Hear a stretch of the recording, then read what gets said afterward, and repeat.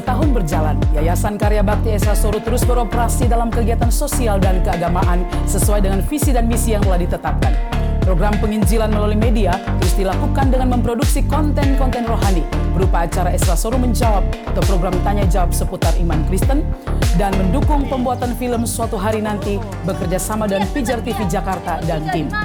Aksi-aksi sosial juga terus berlangsung berupa pemberian bantuan logistik, dana pendidikan, biaya kesehatan, dan dana pembangunan.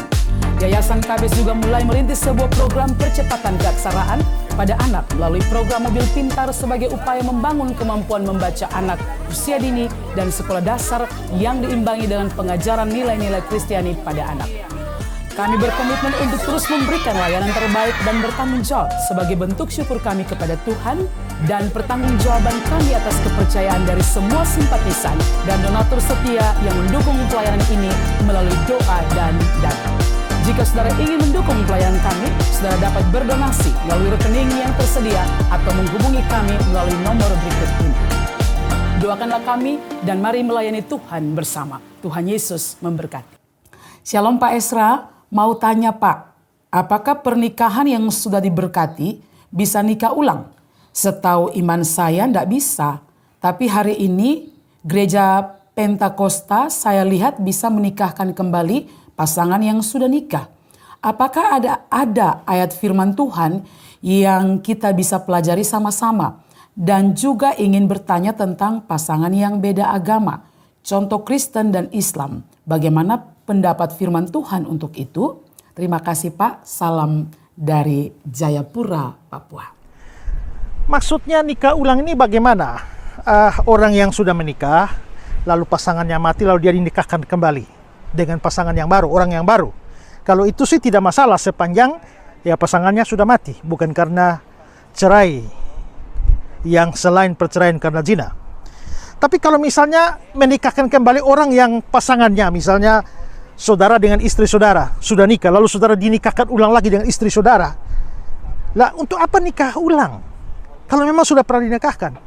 Pemberkatan nikah itu kan satu kali saja. Ya, kalau misalnya orang lalu akhirnya cerai, lalu dia rujuk kembali, lalu boleh dinikahkan. Kalau dia cerai tapi dia tidak pernah berurusan dengan orang lain, maka dia bisa rujuk kembali di dalam suatu upacara pernikahan karena dia sudah pernah cerai. Tapi kalau dia setelah cerai dia sudah bersama dengan orang lain, maka dia tidak boleh rujuk lagi. Ya, maka tidak boleh ada pernikahan ulang lagi. Ya, jadi menurut saya rasanya aneh kalau orang sudah menikah dengan pasangannya lalu memberkati lagi dengan pasangan yang sama. Itu untuk apa? Tujuannya apa? Dan tidak ada dasar Alkitab untuk itu. Nah, kalau tentang pernikahan beda agama, ya itu juga salah karena Alkitab menentang itu. Dalam 2 Korintus 6 ayat 14, ya, itu dibilang bahwa janganlah kamu menjadi pasangan yang tidak seimbang antara orang-orang percaya dan orang-orang tidak percaya, ya. Jadi sebenarnya setiap orang Kristen harus berpikir dia harus menikah dengan sesama orang percaya. Saudara bisa baca dalam 2 Korintus 6 ayat 14 dan seterusnya, ya. Ingat bahwa itu firman Tuhan, sehingga setiap orang Kristen waktu dia menikah dia tetap di Kristen tapi dia mengambil pasangan yang non-Kristen, maka itu juga adalah sesuatu dosa. Tapi bagaimana kalau itu sudah terlanjur? Ya sudah mau bilang apa lagi? Kan tidak boleh cerai. Jadi doa minta ampun saja dan minta diberkati oleh Tuhan. Shalom, salam damai sejahtera. Dengan sukacita kami informasikan kembali Ngobras Goes to Israel. Ngobrol Alkitab santai. Bible study on the spot langsung di tempat-tempat bersejarah sesuai yang tertulis di dalam Alkitab. Masih bersama dengan pembimbing rohani kita, Bapak Pendeta Esra Soro dan Bapak Yosuayan. Kali ini paket komplit, kita akan menuju 3 negara, Israel, Mesir, dan Jordania secara langsung. Kami mengundang Bapak Ibu Saudara yang haus dan rindu menggali kebenaran firman Tuhan, baik dari sisi sejarah, hermeneutik penafsiran Alkitab, dan pengertian-pengertian rohani di dalamnya. Segera daftarkan diri Anda serta keluarga untuk jadwal perjalanan tanggal 23 Oktober sampai 4 November 2023.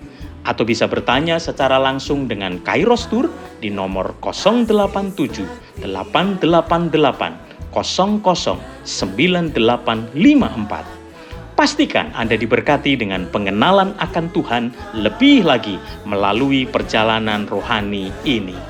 Havenus Shalom Aleichem. Kubawa berita sejahtera. Yuk yang pengen ke Yerusalem, kita jalan bareng Pak Ezra. Pastikan booking seat Anda, Tuhan memberkati.